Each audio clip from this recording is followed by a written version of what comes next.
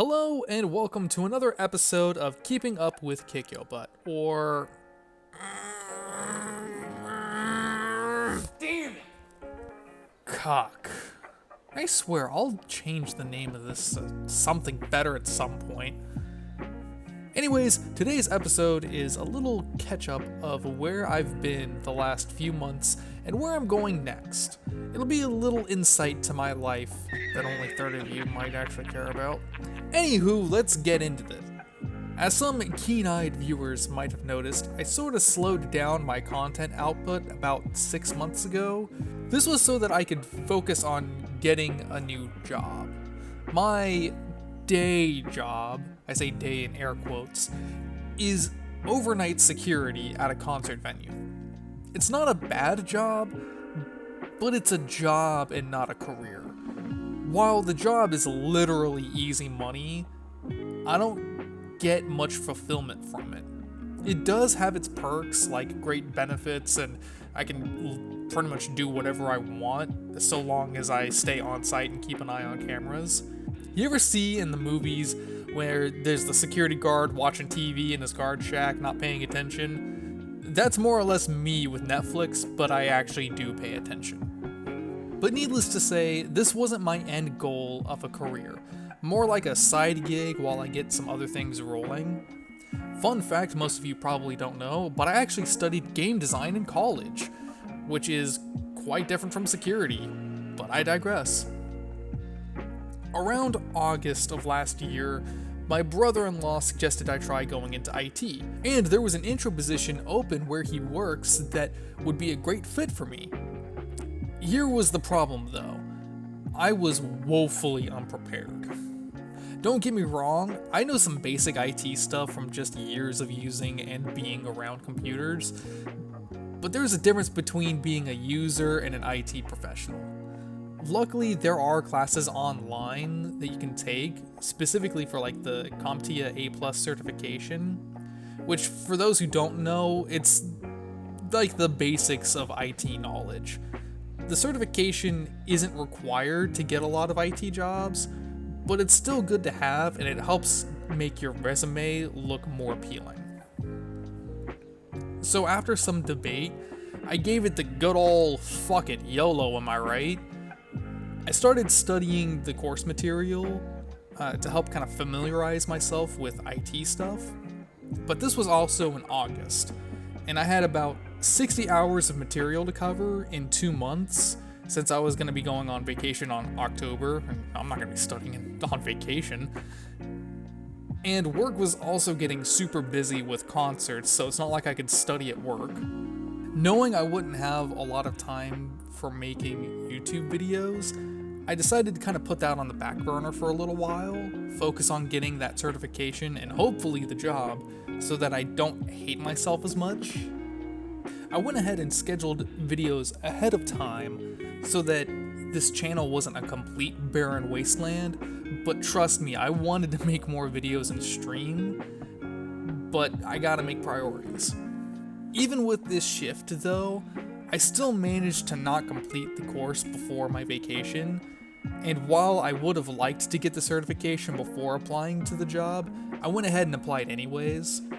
I went on vacation, had a great time. Holy shit, Vermont in fall is beautiful! The leaves change more colors than brown! You don't get that in Texas. It goes from green to brown, and then dead. Fucking bananas, am I right? Colors. Also, the weather is much nicer. Like, sorry Texas, but heat sucks. Anyways, near the end of my vacation, I actually got a call from the company to set up an interview. I got home, prepared for my interview, which I think went well, then played the waiting game. In the meantime, my girlfriend moved in, so we spent some time adjusting to our new living conditions, but unfortunately this meant I didn't finish my studying for a little while longer. Not a big deal since I didn't hear back from either of the two guys who interviewed me. The whole thing was just poor timing. Both of their wives were pregnant and both had their kids like within a week of my interview, So they went on paternity leave, and that didn't come back until like the week of Thanksgiving. So that's always a productive work week. With the holidays in full swing and not hearing back from them, I decided to kind of get back into studying for the certification. Hopefully by getting that, it would help push them to make a decision. But what ended up lighting the fire under my butt was when my man on the inside, Jimmy, aka my brother-in-law, told me they decided to interview for more people for the position to help broaden their pool of candidates. And this actually scared me a little bit, because there was only one other guy who interviewed around the same time as me, and I don't want more competition. So December was study and test time for me, which of course spending time with family and getting ready for Christmas and all that other fun jazz, it just meant I was slacking on the YouTube department. But it was for a good cause, I swear. I ended up passing my first of 2 exams, unfortunately failed my second one, which isn't the end of the world. You can retake them as many times as you'd like, but it costs money each time you take it, and I really don't want to be dropping $230 each time I have to do it. So I ended up retaking the second one, and passed it on my second go, thank God, and officially became A+ certified. Jim passed the good news along to the interviewers, and things were looking good. Until I got an email that said that they decided to hire someone else for the position. Fuck! In the end, I'm not heartbroken over this.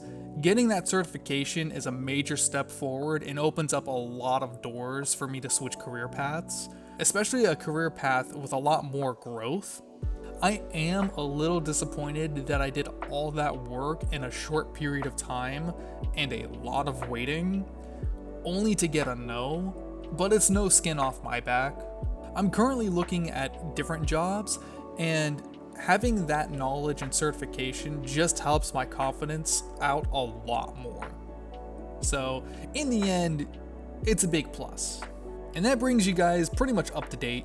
As you can probably tell, I've been able to make more time to get content out, such as videos and streams in the last few weeks, so my schedule isn't as hectic as it was before. I'm going back to my upload schedule of at least 2 videos a week and a stream if I can, roughly Mondays, Wednesdays, and Fridays. Don't get mad at me if I'm not 100% on that, alright, please? As for what's next, a few months ago, I posted a little teaser image here on my channel for something I was working on content related, and I'm finally ready to share what that is. I got my hands on a PS3. Not like I could buy a PS5 these days, god damn it. Anywho, I grew up on Xbox, PC, and Nintendo handhelds. And while I still prefer those platforms for their various strengths, I missed out on a lot of great PlayStation exclusives over the years. Now that I have a means to play them, I plan on streaming some PlayStation games along with some other classic consoles I picked up the last several months, so stay tuned for that. Along with the PS3, I also picked up a Wii U, and this was before Nintendo announced the closure of the eShop, so it wasn't FOMO that made me buy it. I'm just a dumbass. I also picked up a GameCube, which I'm waiting to come in the mail soon, and I'm also borrowing my brother-in-law's PS2. He won't part ways with it, which is totally understandable. I just need to buy my own at some point. Which, by the way, which PS2 model should I be looking at? Are there any pros and cons between the fat and slim model? I know nothing. I haven't been looking at PS2 yet, so I digress again. Getting back to the GameCube though, I feel like I've picked the absolute worst time to get into the GameCube because everything's so goddamn expensive today. Holy shit! Why are GameCube games so expensive? But before I spend more time talking about classic game hunting, I'm gonna stop there and save that for a future Keeping Up with Kikyobutt, since that's a whole topic that I can really get into, and I plan on doing that pretty soon. So if you like almost retro consoles, like, is 6th gen retro now? Fuck it, it's almost 20 years old, so I'm gonna say it's, about almost retro. If you like that sort of stuff, I'll be working on that soon. To further my what's next point, I also have a Twitter account now. There's not much on it since I was only using it to this point for restock alerts for consoles, but I do plan on giving updates there as well as stream notifications and the occasional dumb joke. So if you really want to hear me say some dumb shit, I say you can follow me there now. Last piece of info before I go. Since I spent a lot of this video talking about my job woes and lack of time for YouTube because of it, I'm sure there's probably one person out there is asking, it's like, why don't I just do YouTube full time? Oh, there it is. Don't get me wrong, I'd love to turn this hobby/passion project into a job, but I just don't make enough consistent money from YouTube to support myself. It's actually made me think if I should look into starting a Patreon or something like that to help get a little extra income here and there. I wouldn't have the price point very high though, but again, it's an idea I've been kicking around. Let me know if that sounds somewhat interesting to you guys though, because I'm still very much on the fence. And while I never intended to make a whole lot of money off of YouTube, I will say at the very least, getting some money here and there helps cover some of the costs. And trust me, I pour a lot more money into this than I get in return. I guess at the very least, I'd like to be able to break even, but I don't expect that. I do this for fun anyways. It's not about the money. It's about sending a message. Anyways, if you made it this far, thanks for sticking around through my ramblings. The TLDR, I guess, is been busy, not as busy anymore, getting back into content. Stay tuned for some classic console games, and I'll catch you guys later.